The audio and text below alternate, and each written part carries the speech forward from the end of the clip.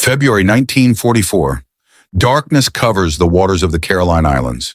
Through the gray mist of dawn, the U.S. Navy moves silently toward Truk Lagoon. Once called the Gibraltar of the Pacific, on the flight deck of the USS Essex, Technical Officer Tommy McKenna looks down at the still ocean below and feels that something fundamental is about to change. This isn't just another attack, not just another island on a map. It is the moment the old world of naval warfare begins to collapse. A world of battleships, heavy armor, and glory, replaced by the relentless rhythm of steel, fuel, and men who no longer sleep. Before the sun rises, the engines already roar, steam hisses, orders echo through metal corridors, and as the first Hellcats prepare to launch, somewhere out there, Japan is about to learn that its enemy no longer needs rest to fight. February 17th, 1944. The Pacific is still black before dawn. Across 1,000 miles of open water, Task Force 58 is moving. 15 aircraft carriers, 7 battleships, and nearly 1,000 combat aircraft. A formation so vast that it stretches from one horizon to the other. At its heart sails the USS Essex, the newest, largest, and most advanced of America's carriers. A floating city of steel, fuel, and men who have not slept for days. Aboard her, aviation ordnance man, first-class Tommy McKenna, steps onto the deck, his boots echoing on cold metal slick with sea mist. Above him, hundreds of mechanics, gunners, and pilots move like clockwork. Each man performing a motion repeated 1,000 times before, each gesture feeding into a rhythm that no longer feels human. "They don't know we're coming," whispers Seaman Jerry Nakamura. A Japanese-American radio translator, tears in his eyes as he decodes the chatter of unsuspecting enemy bases. Somewhere over the horizon, the Japanese garrison at Truk Lagoon is still talking about mail deliveries and movie schedules. They believe the war is far away, but in a few hours the world will change forever. Just 3 years earlier, the oceans belonged to Japan. From the Aleutians to the Solomons, the Imperial Navy reigned supreme, its carriers, battleships, and airmen undefeated across the Pacific. But by 1944, the balance of power had shifted, tilted by the sheer industrial weight of the United States.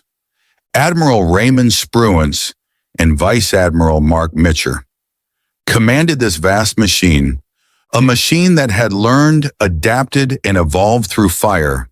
The Essex-class carriers were its beating heart. They were not just warships, they were factories of destruction, each one able to launch and recover aircraft without rest, its decks cycling continuously, 24 hours a day. Below the flight deck, ammunition lifts clanked ceaselessly, hoisting bombs and torpedoes from armored magazines to waiting aircraft. Fuel lines pulsed beneath the floor plates. Engines thundered like heartbeats. Men worked in 12-hour shifts that never truly ended. Lieutenant Commander David McCampbell, Air Group Commander aboard the Essex, called it the end of the battleship age. "The Japanese think of carriers like they think of battleships," he said. "A single strike, decisive and glorious. But we're different. We manufacture destruction. We never stop." For Japan, Truk Lagoon was more than a base. It was their naval sanctuary, the fortress heart of the Central Pacific. Anchored within its calm blue waters were cruisers, destroyers, supply ships, and entire air wings, all protected by coral reefs and heavy guns. American intelligence called it the Gibraltar of the Pacific. The Japanese called it invincible, but invincible fortresses mean nothing to an enemy that never sleeps. To Mitcher and Spruance, Truk was not just a target, it was the perfect demonstration of what the Essex-class could do. Strike fast, sustain, and annihilate. In the early hours before dawn, the fleet tightened formation. Radio silence was absolute. Engines ran low to muffle the sound of power. On each carrier deck, rows of F-6F Hellcats and TBF Avengers stood ready, their wings folded like sleeping predators. The men waited for the green light. Some prayed, most smoked in silence. And as the horizon began to glow faintly pink, the factory of war began to move. 0545 hours, a single red flare rose into the air. Engines screamed to life. Steam catapults hissed. Launch one! The first Hellcat shot off the deck, followed by another and another, every 30 seconds until the dawn sky filled with the roar of radial engines. 72 aircraft lifted from the decks of the Essex, Yorktown, Enterprise, Intrepid, and Bunker Hill. They climbed into the sunrise, their shadows stretching across the ocean like the wings of some ancient beast. At Truk, radar operators watched blips appear on their screens. Too far, too fast to believe. Impossible, one said. No carrier aircraft has that range. They were wrong. The Essex-class had changed the rules. 6:15 a.m. The first Hellcats broke through the clouds over Truk Lagoon. Below them, the Japanese airfield shimmered in the morning light. Hangars, fuel tanks, and rows of sleeping aircraft. At treetop height, the American fighters opened fire. 50 caliber rounds tore across the runways. Explosions rippled through parked Zeros. Within minutes, the skies over Truk erupted into chaos. 80 Japanese fighters scrambled, but most of their pilots were new. Boys with barely 30 hours of flight time. The Americans came down from above, diving at 400 miles per hour. It was not a dogfight. It was an execution. They never even saw us, said Lieutenant Roy Rushing of the USS Lexington. It was like shooting ghosts out of the sun. By 8 a.m., 50 Japanese planes had been destroyed. The Americans lost only 4, but the Hellcats were just the beginning. Behind them came the true hammer of the operation. Waves of SBD Dauntless dive bombers and TBF Avenger torpedo planes. They approached the lagoon from the east, their targets gleaming in the sunlight. Cruisers, destroyers, fuel tankers, submarine tenders. The logistical lifeline of Japan's Central Pacific defense.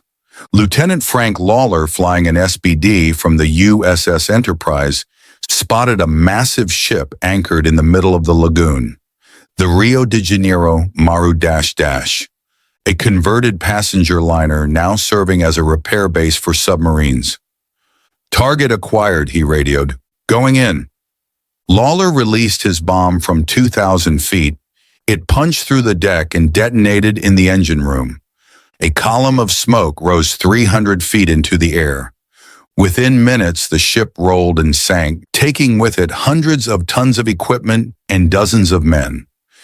All across the lagoon, the same scene repeated. American bombs tore through hulls. Japanese sailors dove overboard into burning oil. By noon, 20 ships were gone. By nightfall, 30. For the first time in history, naval air power had become continuous. The Essex-class carriers could launch, recover, refuel, and relaunch, without ever stopping. One squadron landed as another took off. Deck crews worked knee-deep in fuel and cordite fumes, moving with mechanical precision even as the sea rolled beneath them. It wasn't about bravery anymore. It was about efficiency. They don't fight like us, wrote Commander Ryanosuke Kusaka, Chief of Staff to Admiral Nagumo.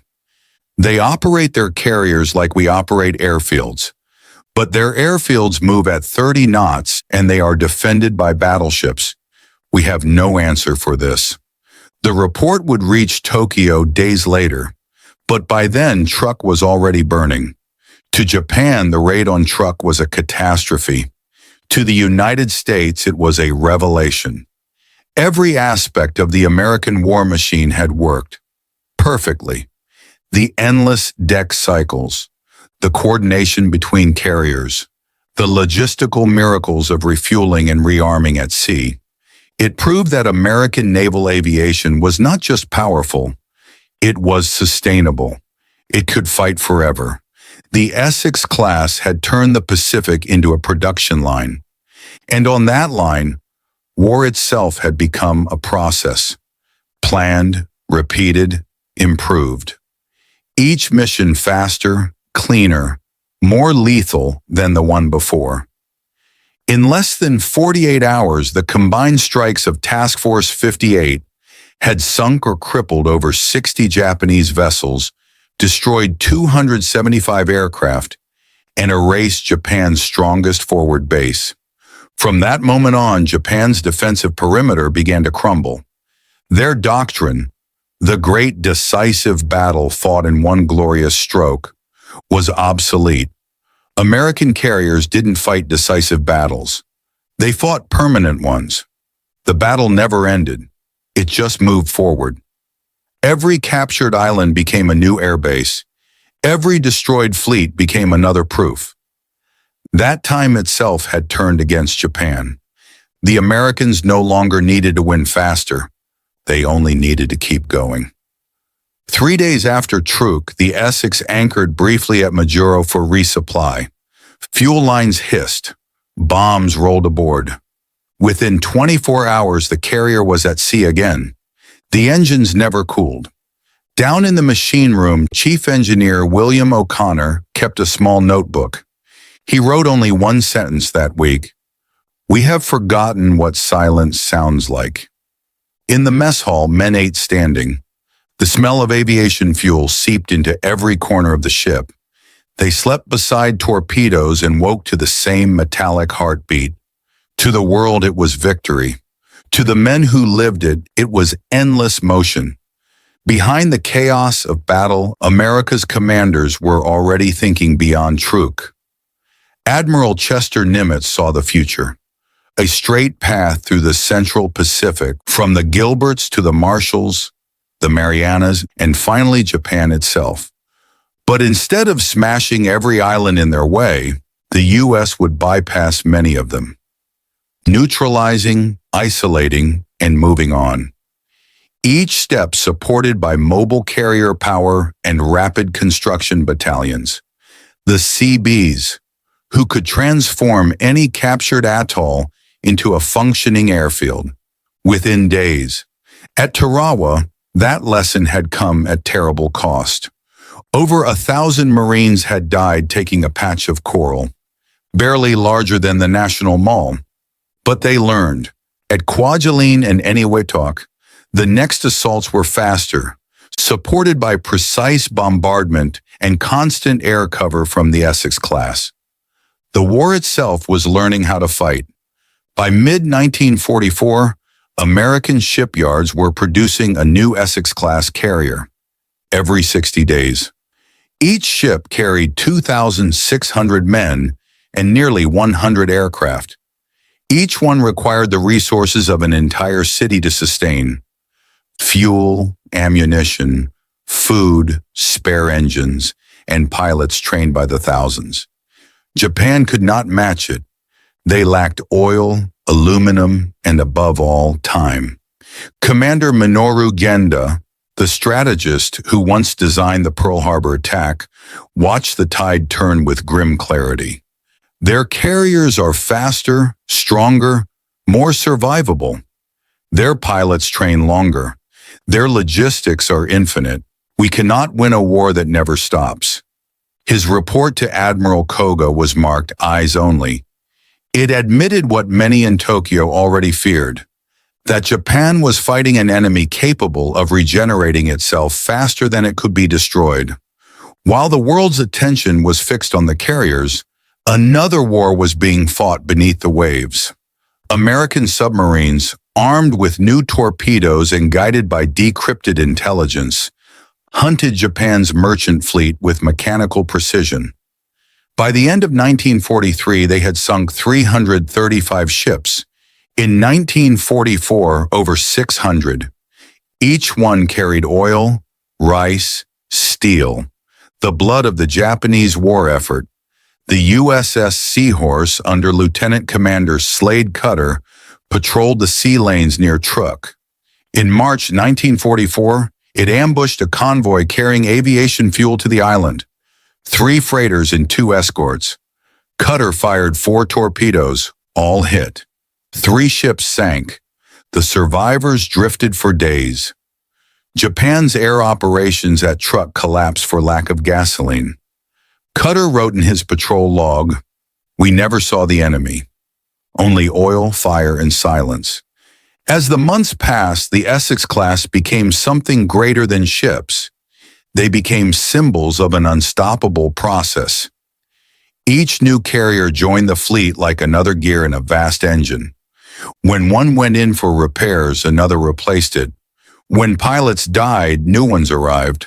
The system absorbed losses and kept moving. By June 1944, the United States Navy possessed the largest concentration of mobile air power in human history. Task Force 58 was no longer a fleet. It was an organism, alive, growing, learning. And somewhere within that living machine, men like Tommy McKenna realized that the war had become something far bigger than themselves. "We weren't fighting battles anymore," he would write. "We were turning gears in something we could barely understand." The next target would be the Marianas, Saipan, Guam, and Tinian, the stepping stones to Japan itself. If the Americans could take those islands, their B-29 bombers could strike Tokyo directly. If they failed, the war might grind on for years. Every man aboard the Essex knew what it meant. Every mechanic, every gunner, every pilot felt the weight of the mission ahead. They had seen the fortress of Truk burn. They had seen Japan's fleet retreat. Now they would strike at the heart. February 19th, 1944. The smoke from Truk still hangs in the morning sky. Across the endless blue, the wrecks of Japan's fleet drift silently beneath the waves. Oil slicks shimmer like dark rainbows. Gulls circle above the graves of sailors who never saw their enemy. On the deck of the USS Essex, Petty Officer Tommy McKenna watches the horizon fade behind him. The fleet is already turning east, regrouping for the next strike. No celebration, no cheers. Only orders, fuel lines, and the sound of engines that never stop. Truk was not victory, McKenna writes later. It was a rehearsal for something bigger. 6 months earlier, the Marines had bled at Tarawa. 1,000 men lost for a patch of coral no larger than a city block. Tarawa taught America a brutal lesson. Spirit alone does not win in the Pacific. Organization does. Coordination does.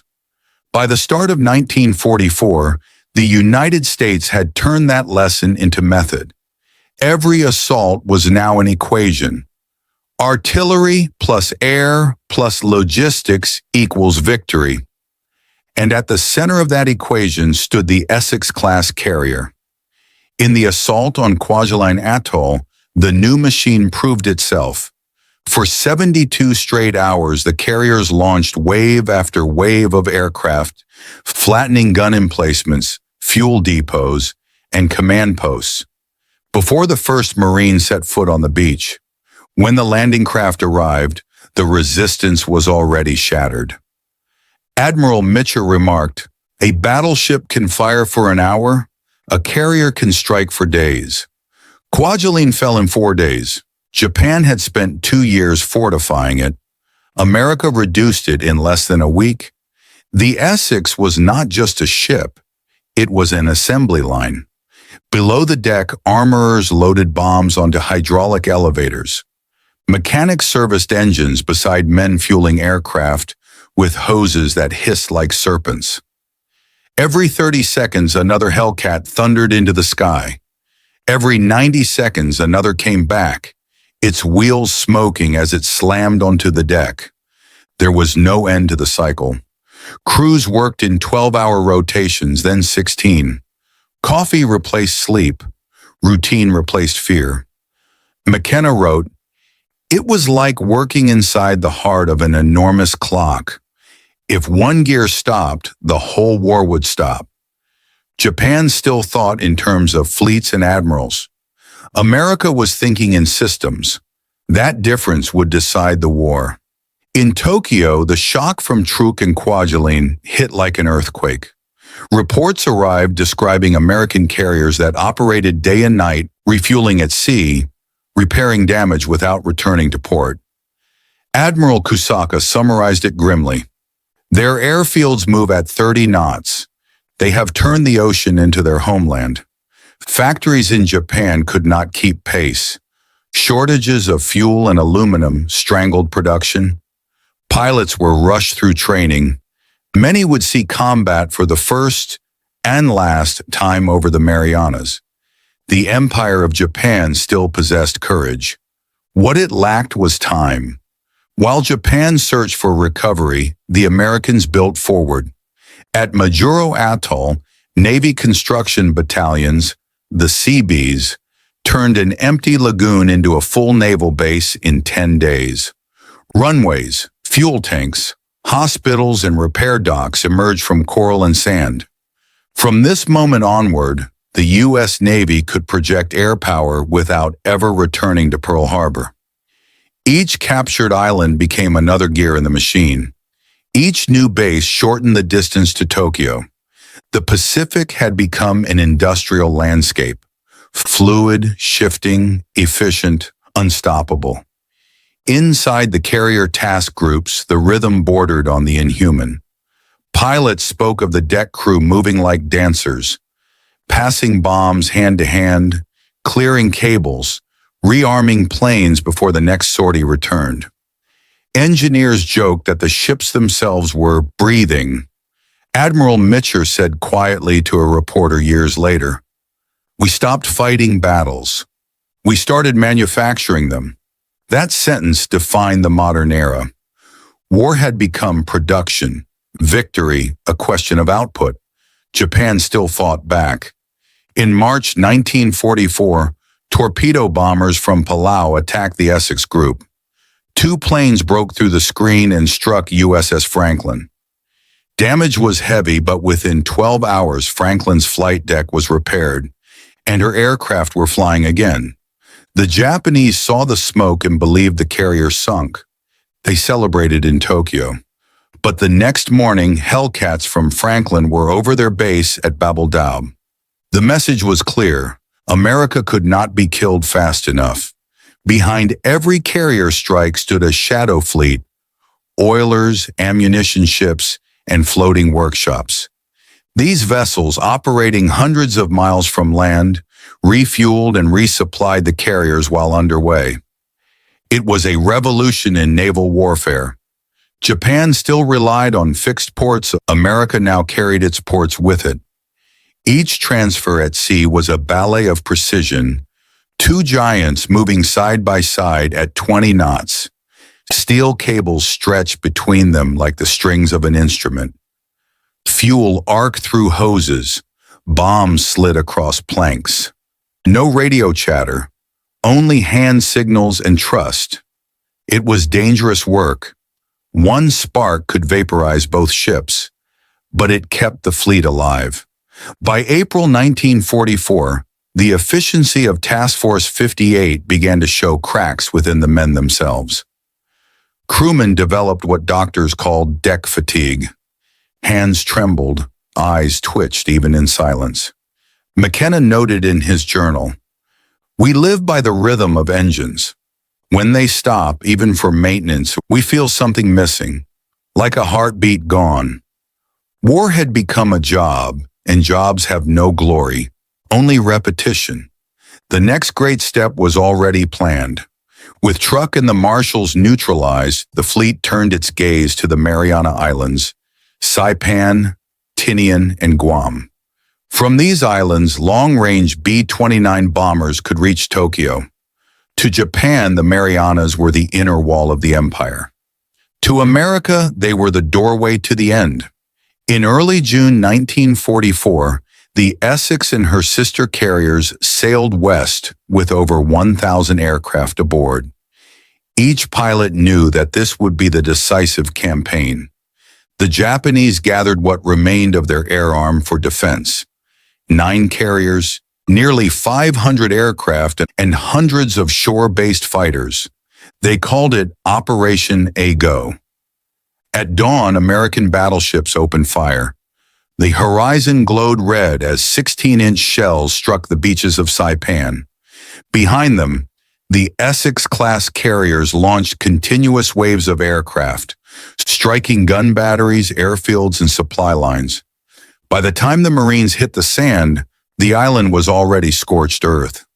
Japanese artillery responded fiercely, but the carrier planes hovered overhead like vultures ready to descend at every flash of a muzzle. A Marine later wrote, "We didn't fight under the sky fought for us." 3 days later, the Imperial Navy made its move. 9 carriers under Admiral Ozawa advanced from the west, hoping to lure the American fleet into a decisive battle. They believed many U.S. aircraft were still committed to Saipan, but radar and reconnaissance betrayed them. Admiral Mitcher knew exactly where they were. He ordered every available plane prepared. The result would be remembered as the Battle of the Philippine Sea, the largest carrier battle in history. For 2 days, the Pacific would turn into a killing ground of steel and flame. Sound cue, low-frequency rumble, faint Morse. Prepare for launch. All hands to flight quarters. The turning point was here. As the crews of the Essex worked through the night, McKenna wrote his final note before battle. "The ocean is dark and flat. The men don't talk. We have learned not to hope, only to function."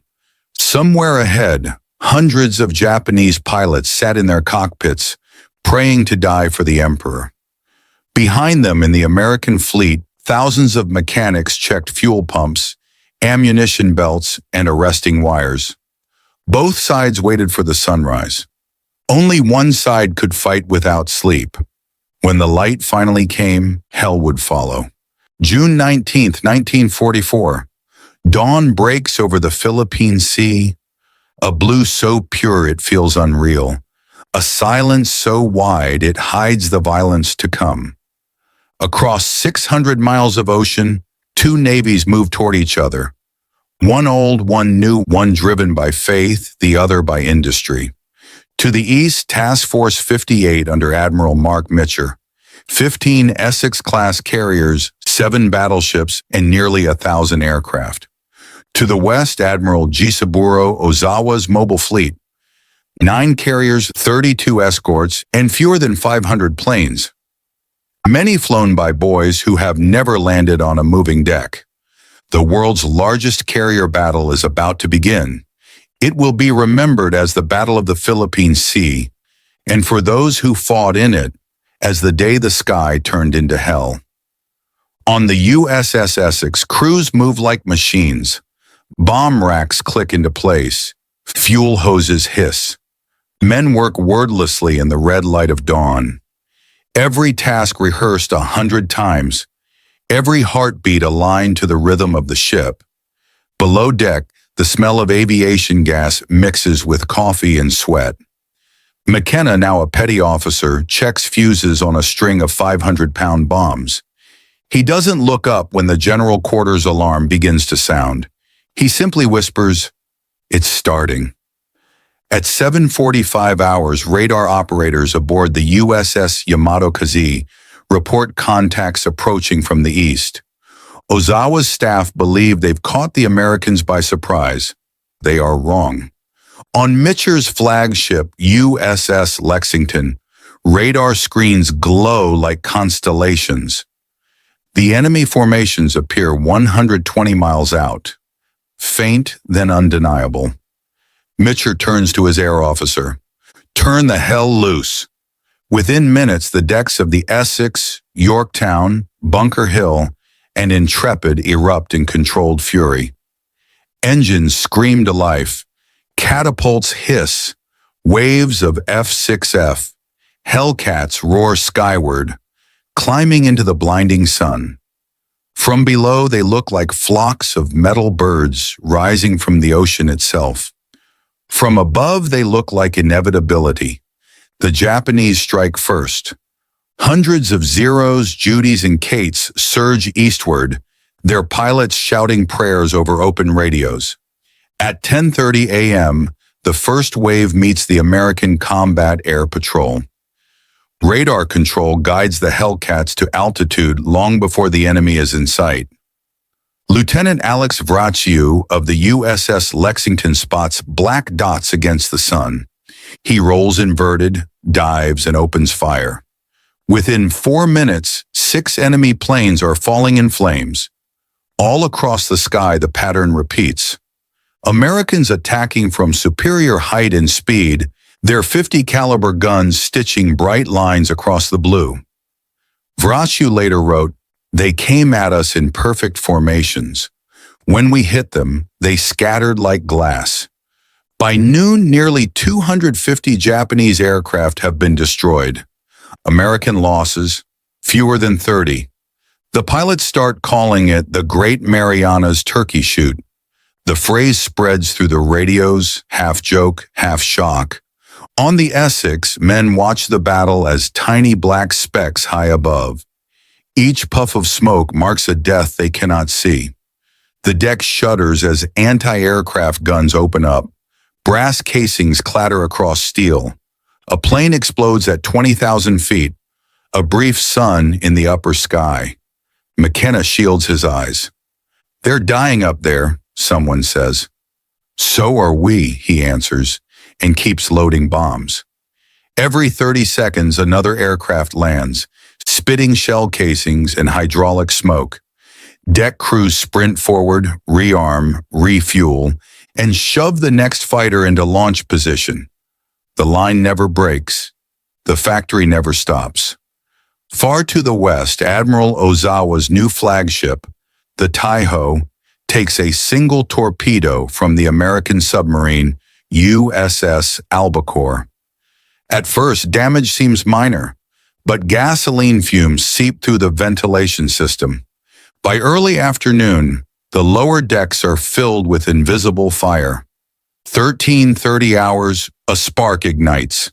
The Taiho erupts in a single massive detonation. The bridge lifts into the air. The hull splits in two. 1,650 men vanish beneath the sea. An American lookout aboard Essex notes in his log, "Far on the horizon, a sun blossomed and died." The explosion marks the end of Japan's last modern carrier, and the beginning of the end of its naval air arm. By evening, the surviving Japanese planes attempt a second attack. Most never reach the American fleet. Radar interceptors tear through them hundreds of miles away. On Lexington's bridge, an officer mutters, "They can't reach us anymore." Mitcher doesn't answer. He just stares west toward the setting sun, knowing the enemy still has carriers, and that the next day the Americans will go hunting. Darkness falls over the Philippine Sea. The decks glow faint red under blackout lamps. Men move like shadows, washing fuel from the planks, stacking ammunition, checking arresting wires. The ocean is calm, but every man feels the weight of what's coming. No one knows that the next 24 hours will end the carrier war forever. McKenna writes one more note before sleep. "Engines still running. The sea is quiet. Tomorrow everything changes." June 20th, 1944. The Philippine Sea wakes under a pale sun veiled in smoke. The air smells of burned oil and salt. Far to the west, the surviving Japanese fleet limps away. Its decks nearly empty, its air groups destroyed. But Admiral Mitcher is not finished. He wants to end it here, in open water, once and for all. At 15:40 hours, scouts from the Enterprise spot Ozawa's carriers retreating toward the Marianas. The range is almost 300 miles beyond the safe limit for a round trip. Mitchell studies the chart in silence, then says, "Launch everything we have." No one argues. They all understand the risk. Half the planes may run out of fuel before finding their way home. Still, within an hour, the decks begin to roar. 216 aircraft lift into the late afternoon sky. Hellcats, Avengers, Dauntlesses. Their shadows sliding across the sea like migrating birds. The squadrons fly west into the setting light. The horizon blazes orange. Fuel gauges tick downward. The ocean below is an infinite mirror. Lieutenant Robert Chun writes later, "It felt like chasing the sun itself. Every mile west we flew, it fell faster. At 18:30, they find the enemy. Through thin clouds, 6 Japanese carriers lie spread across the sea like dying beasts. Sukaku, Hiyo, Chitose, Zuiho, and their escorts. Flak bursts bloom around them, black flowers in the dusk. The Americans dive out of the sun. Avengers drop torpedoes that streak across the glittering water. Dauntless bombers roll over and plunge straight down. Anti-aircraft fire rises in frantic arcs, but the gunners are untrained, exhausted, terrified. At 18:55, a torpedo from USS Belleau Wood's air group slams into Hiyo. For a moment, the carrier shudders and holds. Then her fuel stores ignite. Flames leap 100 feet high. Men run across the deck, tiny silhouettes swallowed by orange light. Within 20 minutes, Hiyo rolls to port and disappears beneath the waves. "We watched her die through the gun sight," Chun recalls. "No cheers, just silence. Elsewhere, bombs hammer Zuikaku and Chiyoda. They survive, but burning." By 1915, the sky is black with smoke and fading sun. The Americans turn east. Their fuel is almost gone. Darkness falls fast. The returning pilots have no horizon, only instruments and faith. Radios crackle with broken bearings, desperate voices and static. "Can anyone see the fleet?" "Negative. Nothing but stars." Back on USS Lexington, Mitchell stands on the bridge. His men warn him, if they light the fleet, Japanese submarines could find them. He looks at the Black Sea and decides, turn on the lights. One by one, every carrier, cruiser, and destroyer of Task Force 58 switches on searchlights and deck lamps. A floating city of stars across the Pacific. From miles away, pilots gasp over the radio. My God, they lit up the whole ocean. The first planes reach the fleet just after 10 p.m. Some circle too long and crash into the dark. Others ditch beside the glowing ships. Destroyers throw ropes and spotlights, plucking men from the water. On Essex, 23 aircraft slam onto the deck in less than 10 minutes. Fuel fumes heavy, wings shattered, tires burning. Deck crews drag pilots clear, shove wrecks aside, and guide the next plane in. By midnight, over 100 aircraft have landed or ditched. 80 more are lost to the sea. The night is filled with explosions, flares, and the roar of engines running dry. "It looked like hell had broken open," one sailor says, "and we were trying to close the door." When the sun finally rises on June 21st, the sea is littered with floating wreckage. Men cling to life rafts amid slicks of fuel and oil. Rescue crews search for survivors. Many will never be found. Mitchell stands on deck, hat in hand. He has won the greatest carrier battle in history, but at a terrible cost. 3 Japanese carriers destroyed, nearly 476 enemy aircraft gone, and Japan's naval air arm crippled beyond repair. Yet the admiral's eyes rest on the horizon where his own planes went down. "We proved what the machine can do," he murmurs, "but we paid in souls." By noon, the ocean is calm again. The smoke has drifted away. The sea looks ordinary. Only the smell remains: oil, salt, and burnt metal. Below decks, McKenna writes his final note for the battle. Engines still turning. Men sleeping where they stand. We fought through the night and came back alive, but I don't think any of us will ever hear silence again. July 1944. The smoke of Saipan still hangs over the Pacific. From the air, the island looks peaceful, green hills, blue water. But the ground below is nothing but bones and wreckage. The Essex-class carriers lie offshore, decks scarred and sun-bleached. Their crews move through the routines of victory, washing salt from planes, counting bombs, refueling for the next assault. No cheers, no music, just work. Far below the flight decks, the lagoon glitters with debris. Broken landing craft drift among oil slicks. A child's wooden sandal floats beside a rusted helmet. The war has turned the Pacific into a graveyard that stretches beyond the horizon. From the bridge of the USS Yorktown, an ensign writes, "The ocean keeps everything. It looks calm, but it's full of ghosts." The sailors know the next islands, Guam, Tinian, then the Philippines, will demand the same price. In the hangars of the Essex, mechanics work under sodium lamps. Engines roar, tools spark, the ship never sleeps. Even victory feels like production, measured in sorties, tonnage, efficiency. Aviation machinist mate Robert Chun notes in his log, "We used to count days. Now we count launches. Every operation blurs into the next. Planes rise, planes return. Sometimes they don't." Below the precision, exhaustion spreads like rust. On July 9th, Saipan is declared secure. But for those who fought there, secure means only that no one is left to shoot. Medics clear the caves by torchlight, finding whole families huddled together.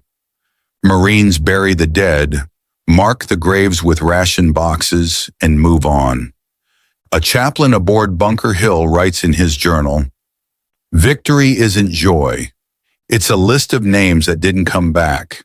Even at sea, men dream of cliffs and fire. Psychiatrists call it combat fatigue. The sailors call it the noise that won't stop." By late July, Seabees are already paving runways on the shattered island. In less than a month, B-29 superfortresses will begin taking off for Japan. From the decks of the carriers, the crews watch the huge bombers rise and know the war is entering a new, colder phase. McKenna writes home, "We built a city on bones. Now the bombers will fly from it." The carriers turn north, leaving behind a coastline still burning. Fuel slicks shimmer red in the sunset, the reflection of an empire collapsing into the sea. Night comes quickly in the Marianas. The sea glows faintly with phosphorescence. The smell of oil never leaves the air. Men sit on deck rails, smoking in silence. No one talks about the dead. No one talks about the future. Over the loudspeakers, a single message crackles. Prepare for replenishment. Next objective, Guam. And the engines begin to turn again. By the end of July, Task Force 58 has logged more than 10 million gallons of fuel burned, over 1,200 aircraft sorties, and thousands of tons of ordnance dropped since the beginning of the Marianas campaign. But numbers cannot describe the human weight.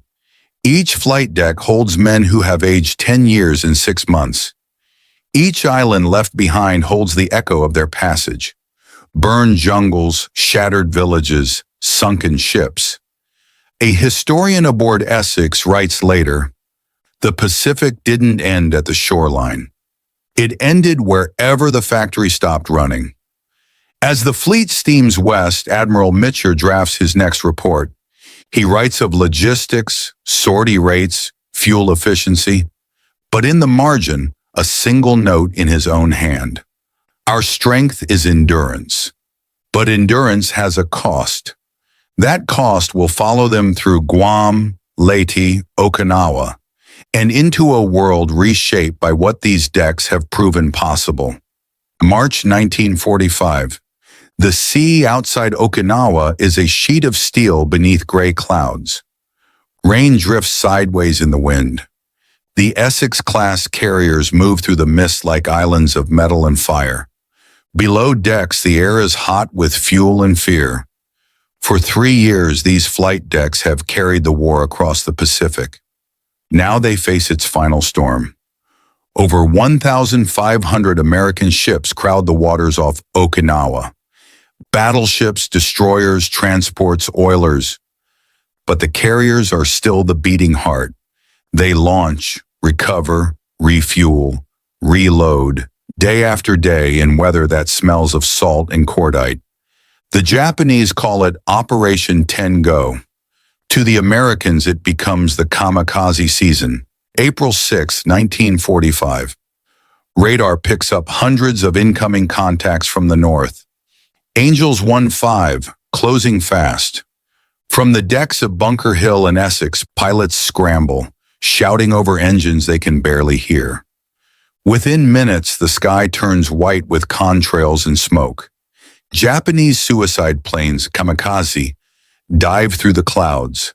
Some are fighters, others wooden trainers packed with explosives. They come in low, using the sun and rain to hide until the last second. On the USS Hancock, a plane strikes the flight deck near the island. Flames race down the fueling lines. 70 men die in less than a minute. Damage control parties fight the fire knee-deep in burning avgas. From his post aboard Essex, McKenna writes in his log, "They hit like lightning. We put them out, then we wait for the next one." For 3 months, the cycle repeats. Launch, attack, repair, repeat. At times, there are more fires than stars in the sky. May 11th, 1945. The USS Bunker Hill, flagship of Task Force 58, takes 2 direct hits within 30 seconds. One kamikaze crashes through the flight deck, exploding in the hangar. A second follows, igniting fuel and bombs below. The carrier burns from stem to stern. Men jump overboard to escape the heat. The sea itself is on fire. Lieutenant Commander Robert Chun remembers, "You couldn't breathe. The air was flame. We carried the wounded out on our hands." The Bunker Hill loses 389 men killed, 264 wounded. The single deadliest attack on any U.S. carrier in the war. But she does not sink. Her crew saves her, steering the blackened hull back to Ulithi under her own power. It becomes a symbol of the Essex-class itself. Wounded, burning, but unbroken. By June, Okinawa is declared secure. In truth, nothing about it is secure. 100,000 Japanese soldiers are dead. 12,000 Americans lie with them. Civilians die by the tens of thousands. The Essex crews no longer cheer victories. They mark them by hours of flight time and gallons of fuel. Every operation feels like maintenance on a storm. At sea, the carriers look untouched. Inside, they are hollow with fatigue. Men sleep beside the catapults, helmets for pillows. Meals are coffee and adrenaline. In letters home, McKenna writes simply, "The ship never stops, even when we do." August 1945. The engines of war still roar when news spreads through the fleet. An unfamiliar word crackles over the radio, Hiroshima. Then 3 days later, Nagasaki. No one on the carriers truly understands what has happened. They only know that single bombs have erased entire cities. The air groups are ordered to stand down. The decks fall silent for the first time in years. On Essex, men gather at the rails staring west. Someone whispers, "It's over." No one answers. The official surrender will come weeks later, but the silence that day is already the sound of the war's end. September 2nd, 1945. The morning air over Tokyo Bay is thin and cold. On the deck of the USS Missouri, the representatives of the Empire of Japan sign their surrender. A few miles away, the USS Essex lies at anchor. Flight deck cleared, aircraft lined in perfect rows. The crews stand at attention as the radio transmits the ceremony. Tommy McKenna leans on the railing, listening to General MacArthur's voice echo over the bay. When the words "the war is over" crackle through the speakers, no one cheers. Men simply exhale. Some cry quietly. McKenna writes one last note in his logbook.